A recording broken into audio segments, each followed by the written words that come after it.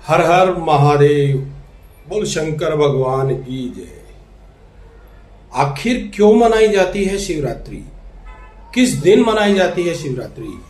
भगवान शंकर की असीम कृपा को प्राप्त करने के लिए हमें क्या करना चाहिए और ऐसी कौन कौन सी चीजें हैं जो भगवान शंकर की पूजा के दौरान हमें नहीं करनी चाहिए?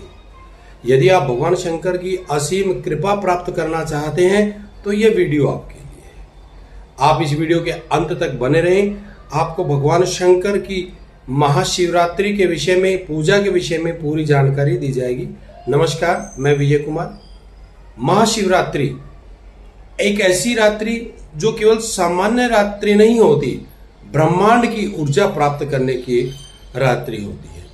महाशिवरात्रि 14 की जो रात होती है, हिंदू पंचांग के अनुसार 14 की रात्रि को महाशिवरात्रि कहते हैं। इस वर्ष जो महाशिवरात्रि है वो श्रावण कृष्ण पक्ष चतुर्दशी 11 अगस्त मंगलवार को मनाई जाएगी। पौराणिक कथाओं के अनुसार 14 की रात्रि को भगवान शंकर और माता पार्वती का मिलन हुआ, तो इसलिए इसे महाशिवरात्रि का नाम दिया था। महाशिवरात्रि एक बहुत बड़ा पर्व है, बहुत बड़ा त्योहार है।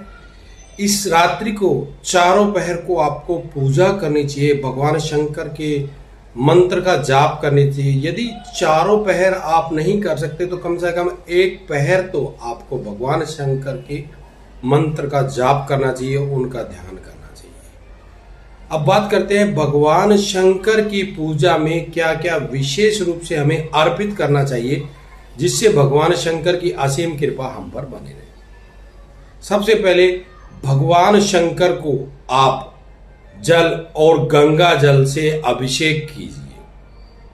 तत्पश्चात पंचामृत में दूध, दही, घी, शहद, शक्कर इत्यादि मिलाकर के भगवान शंकर को आप अर्पित कीजिए। उसके पश्चात भगवान शंकर को आप भांग, धतूरा, आग के पुष्प आप भगवान को अर्पित कीजिए। ये भोले शंकर को अति प्रिय है।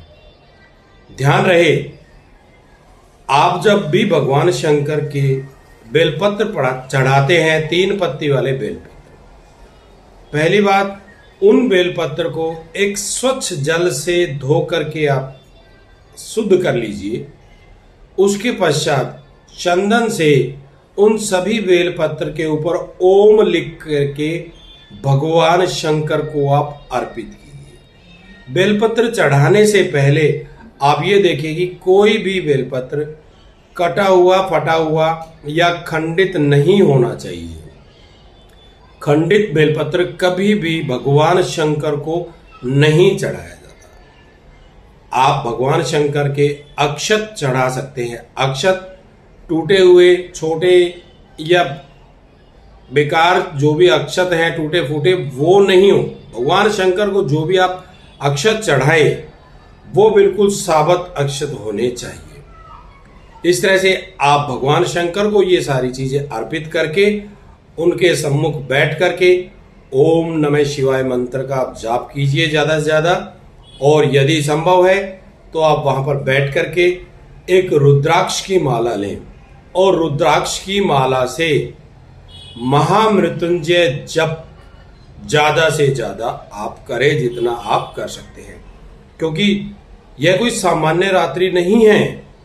भगवान शंकर की असीम कृपा बरसती है इस रात को, तो उनकी असीम कृपा प्राप्त करने के लिए अधिक से अधिक समय आप भगवान शंकर की पूजा में लगाएं। अब भगवान शंकर को हम क्या क्या अर्पित ना करें? भगवान शंकर को कुमकुम और हल्दी का तिलक कभी भी नहीं लगाया जाता।